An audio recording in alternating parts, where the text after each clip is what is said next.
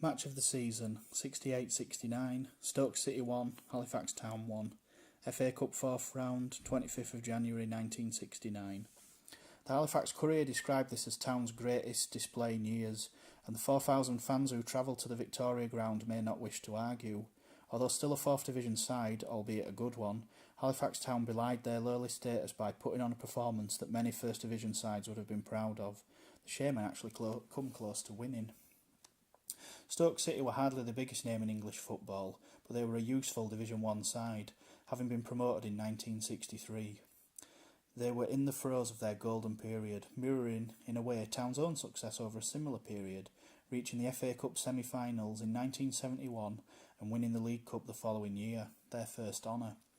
Their side had been assembled by Tony Waddington, who had been in charge since 1960, after 8 years as a coach, then assistant manager, and included a couple of star players.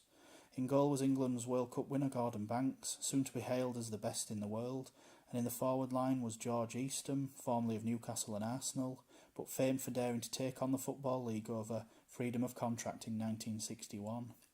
Stoke had been moved into the 4th round after negotiating a tricky tie at York, coming through as 2-0 winners, whilst Town's path had, of course, been a little longer and taken in more games.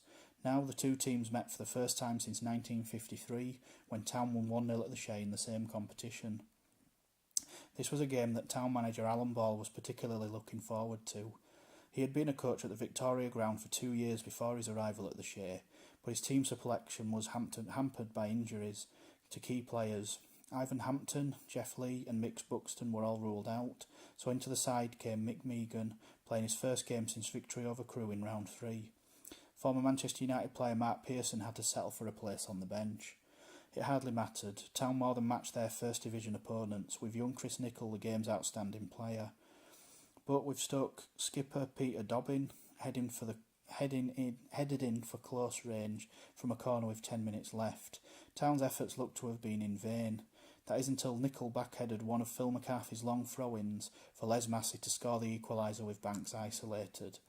His goal somewhat inspired Town to go for the kill, and they could have nicked it. Ian Lawfer headed over the bar, then, with less than 2 minutes remaining. Massey went through on the left only to see Banks prove equal to his cross shot. Small clubs usually only get one chance at beating the top sides. It was true in this case, as a Terry Conroy hat-trick saw off Town's challenge at the Shay 3 days later, but at least Halifax had done well financially out of the competition, creating some interest among the Halifax people along the way. The replay at the Shay was watched by 24,891, and they paid a new record gate receipt of £5,849, beating the £4,898 for the Town vs Spurs Cup tie, which was in 1953.